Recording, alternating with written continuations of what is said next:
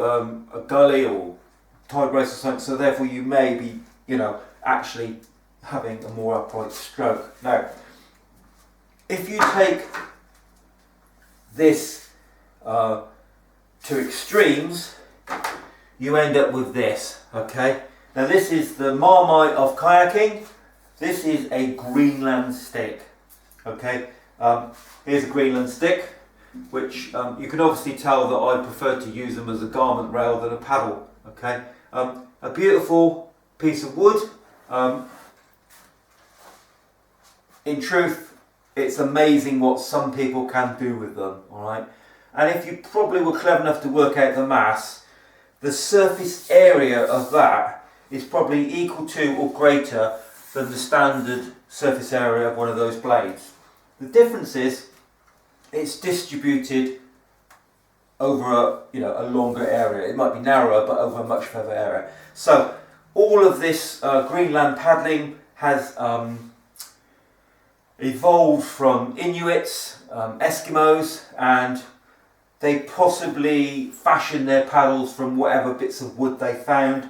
They had lots of little things that they would,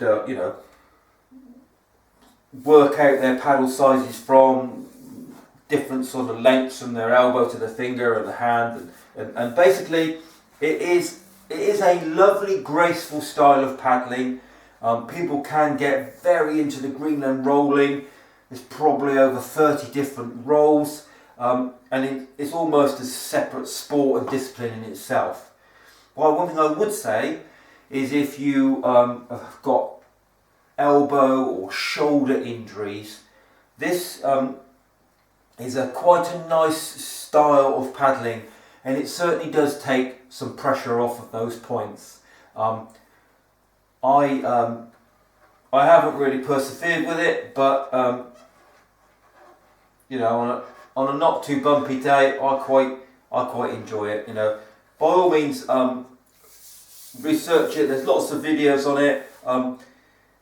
Have a go, see if it's for you. Very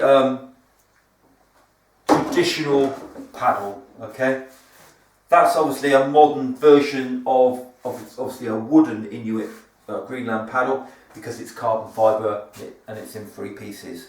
Okay, most paddles are in 2 pieces, or you can have a 1-piece paddle. I paddle with a 1-piece Lettman, which I really like. A lot of people don't like the fact that it's quite stiff. Some people like a paddle that has a little bit of give, because then it can be a little bit more forgiving. It absorbs some of the impacts possibly on your joints and things like that. Okay, so I know that some people regularly ask the question, can I have a universal paddle? I do a little bit of estuary work, or I paddle a bit of white water, and the answer is not really. Okay, so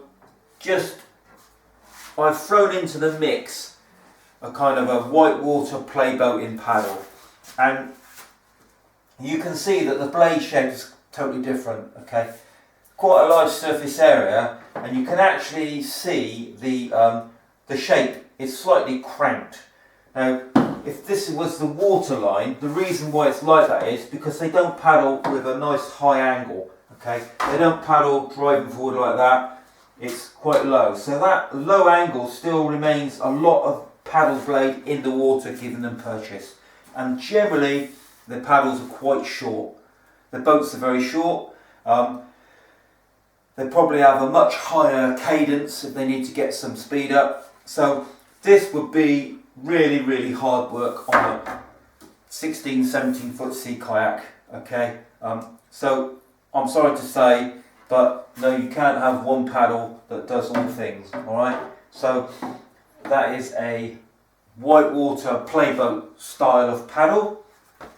The other thing that people sometimes use are these winged paddles. Okay, now the interesting thing about this is that when I was talking to you about the cranked paddle, the fact the blade was in line, this is an example where the blade is not in line. Okay, it is actually cranked forward of the shaft. The reason being, that actually gives you a little bit extra on your stroke, on your catch, to get a further forward. So these paddles really grip the water. Predominantly they would be sort of used for FCKs, fast sea kayaks, where you're trying to get some miles under your belt, go a long distance, and very exclusively used in the racing ski discipline. Obviously that's something that's really popular at the moment. Great for fitness, great for catching, following swell. So again, this is a one piece. It's actually quite short, but then it was for a youth paddler. But the blade itself is really grippy. Okay, nothing wrong with using this if you're doing a journey in a sea kayak.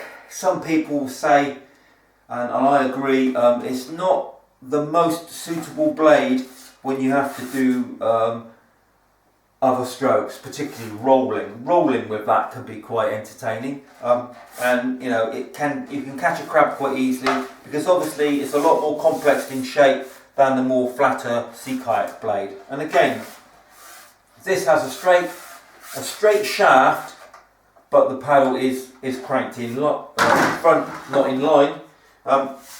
Another version of that is a crankshaft, but again, this paddle, as you see, is actually in line.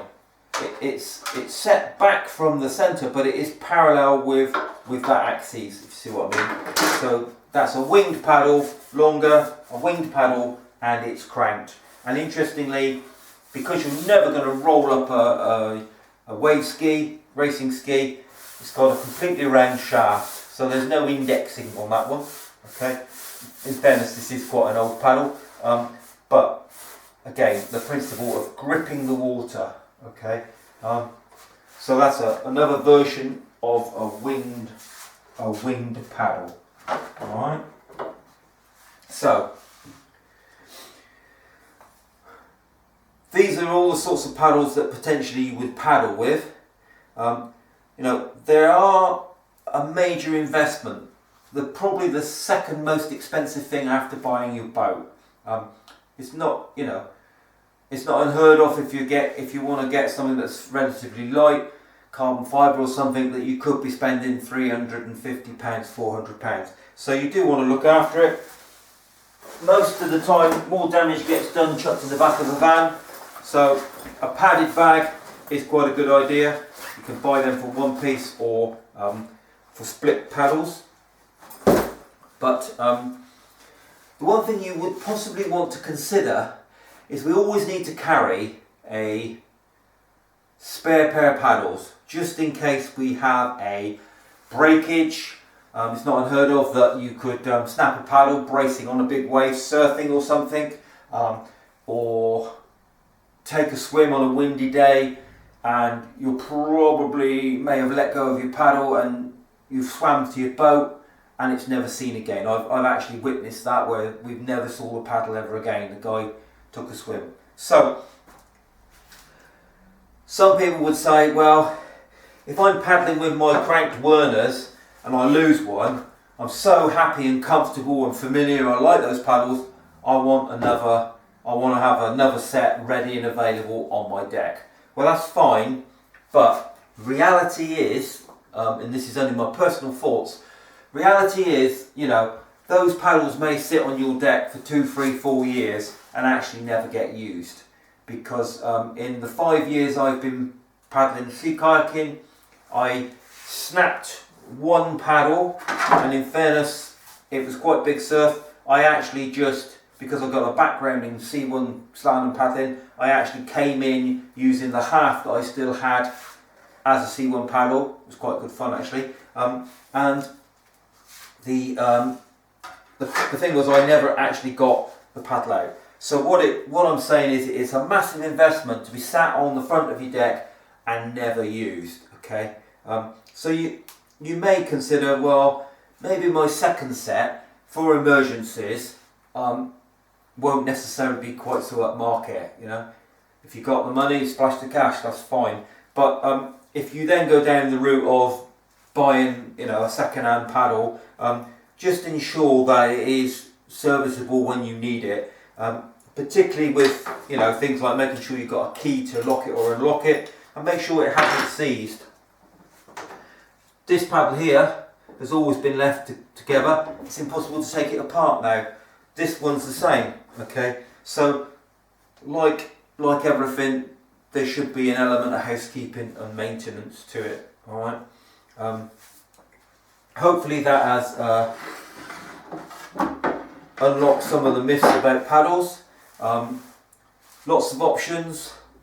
What I would suggest, as with everything, is try the different options and see what you like, and just use what you're comfortable with.